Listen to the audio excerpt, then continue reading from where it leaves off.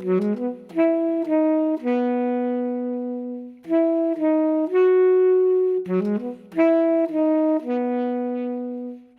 Blip and Glitch is a piece that I wrote early 2020. A very difficult time for everybody, I think, and a time that kind of forced me into writing for solo tenor sax being my main instrument.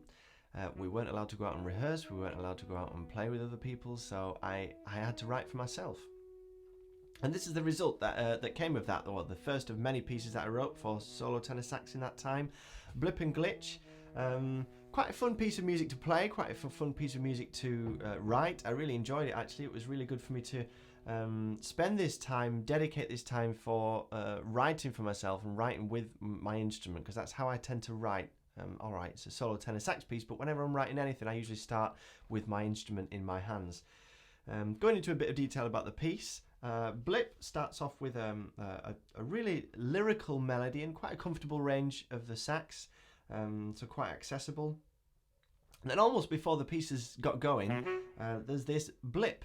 So there's this moment in the piece where a lot more energy is injected into the piece. There's a lot of space, there's a lot of rhythmic accuracy needed through this, but I've also tried to keep that sense of the lyrical melody that come in at the beginning. I've tried to kind of tie that into this more energetic area that comes next.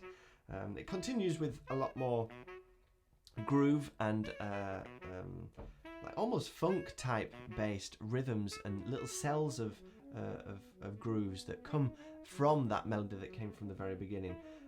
Again, all very under the fingers. It looks a little bit scary with a key signature, with 5 flats in there, but believe me, it does fall quite nicely under the fingers.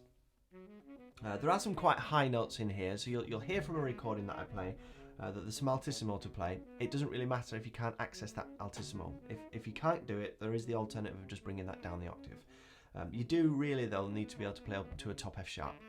That's just something that's included in the piece that is quite integral to being able to perform this. But altissimo, not a problem, just bring it down that octave, and I don't mind about that whatsoever. The piece finishes with, again, quite a shift in sound. It's quite smooth. It's just a lilting quaver movement all the way through to the end with some subtone in there as well, so it takes you down to the breathy sounds of the bottom of the tenor. And if you were to play these two pieces together, they do fit together, but they work quite just as well apart from each other. But if you were to play that, it kind of moves into Glitch, which is straight from the offset, full of energy, full of rhythm. I'll just flash up the first page to this for you actually, so you can see. So you can see there, straight from the offset, real rhythmic playing is needed. Good tongue technique is needed as well. Looks like there's some funny time signatures in there. Well, there is some funny time signatures. We've got 15/16 and 11/16 with some overtones as well. I've got a video on overtones actually. So if you do get this piece and you're wondering how to implement those sounds, then check that video out and you can learn a little bit more about that. But again, it's a lot of fun to play. It's quite under the fingers. Once you've got into these little groove sections that look quite complex, it is quite accessible. It's not too difficult to get your head around, to get your fingers around. And again, I think in a lot of my music, I tend to come back to this lyrical sound.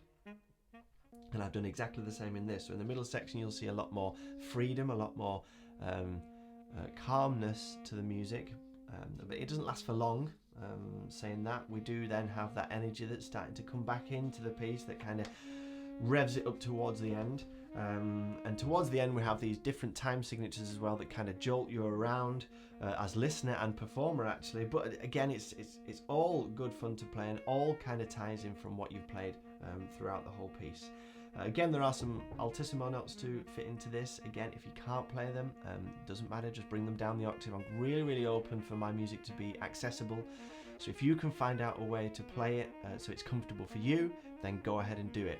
I mean, I'd love to hear about that. So if you are performing it, rehearsing it, recording it, whatever you want to do with this, please do get in touch and let me know what you're doing with it, because I'd be interested to see how I might be able to change my music in the future so it's more accessible to more of you, so you can play it and enjoy my music as much as I enjoy writing it and playing it. So there you go. That is Blip and Glitch for solo tenor sax, available through Clarinet and Saxophone Classics publications.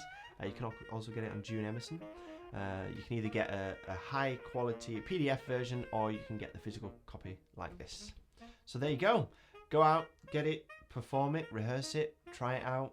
Get in touch if you have any more questions about it, and I look forward to hearing how you're getting on with it. Thanks.